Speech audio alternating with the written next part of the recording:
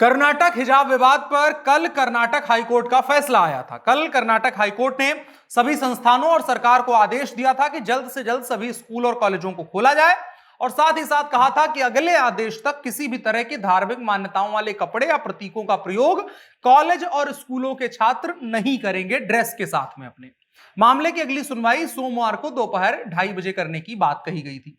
Karnataka high court के chief justice Rituraj Awasthi की अध्यक्षता में जस्टिस कृष्ण एस दीक्षित और जस्टिस जे एम खांची की बेंच जो है इस मामले पर सुनवाई कर रही है।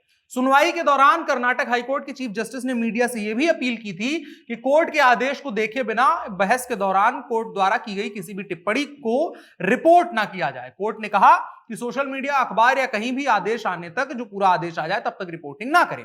कर्नाटक सरकार ने भी राज्य में कर्नाटका एजुकेशन एक्ट 1983 की धारा 133 लागू कर दी थी, जिसके मुताबिक यही था कि सभी स्कूलों का जो स्वायत्त ड्रेस कोड होगा वही मान्य होगा, इसके अलावा कुछ भी और नहीं होगा। इस वजह से अब सभी स्कूल और कॉलेजों में यूनिफॉर्म को अनिवार्य कर दिया गया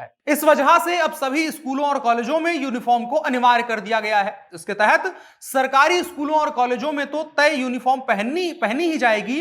प्राइवेट स्कूल भी अपनी खुद की एक प्राइवेट यूनिफॉर्म चूज कर सकते हैं, जो अब तक होता रहा है।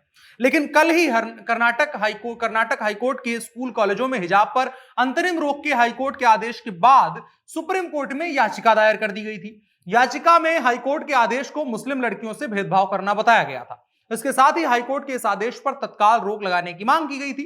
कर्नाटक हिजाब मामले में कल वरिष्ठ अधिवक्ता और कांग्रेस नेता कपिल सिब्बल ने सुप्रीम कोर्ट में मामला उठाया था। कोर्ट को उन्होंने बताया कि लड़कियों को स्कूल नहीं जाने दिया जा रहा है, उन पर पत्थर फेंके जा रहे हैं। इस पर कोर्ट ने कहा था कि मामला हाईकोर्ट में है, पहले आदेश सुन ले। अब आज उस पर सुनवाई चल रही है। यहां कोर्ट में सॉलिसिटर जनरल तुषार मेहता ने जब यह कहा कि इसे राजनीतिक और धार्मिक नहीं बनाया जाए, इसी बीच जो तुषार मेहता को बीच में सीजेआई ने रोकते हुए कहा कि हम सभी नागरिकों के मौलिक अधिकारों के संरक्षण के लिए बैठे हैं, समुचित समय आने पर हम सुनवाई करेंगे।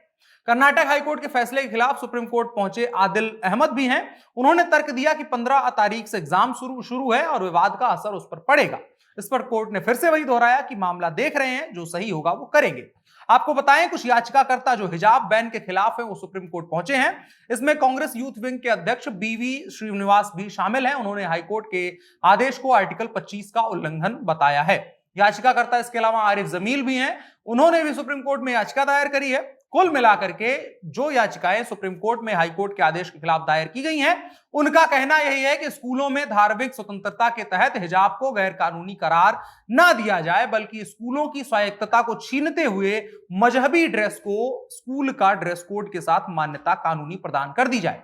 कर्नाटक के हिजाब विवाद को लेकर के अक्सर इस्लाम की जो रूढ़िवादी विचारधारा है उसके खिलाफ बोलने वाले केरल के राज्यपाल आरिफ मोहम्मद खान का भी बयान आया है। उन्होंने साफ साफ कहा कि जिन लोगों को शैक्षणिक संस्थानों में यूनिफॉर्म पहनकर आना पसंद नहीं है वो बाहर जा सकते हैं। उनके मुताबिक स्कूलों और कॉलेजों में अनुशासन बेहद जरूरी है।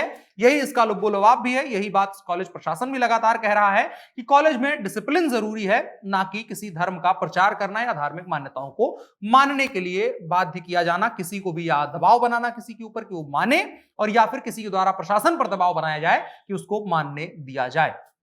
इसको लेकर के आगे अभी सुनवाई चल रही है और आने वाले दिनों में इस पर और सारी अपडेट्स आएंगी और देखने वाली बात होगी क्या कुछ आखिरी फैसला होता है। तब तक आप लोग भी संयम बरतें और किसी चीज को लेकर के किसी तरह की अफवाह या खबर ऐसी ना फैलाएं जिसकी वजह से किसी तरह का तनाव पैदा हो सके। फिलहाल के लिए इतना ही। मेरा नाम अनुराग मिश्रा है, आप जनता जंक्शन देख रहे थे। कैमरे पर मेरे साथ ओम प्रकाश थे। शुक्रिया।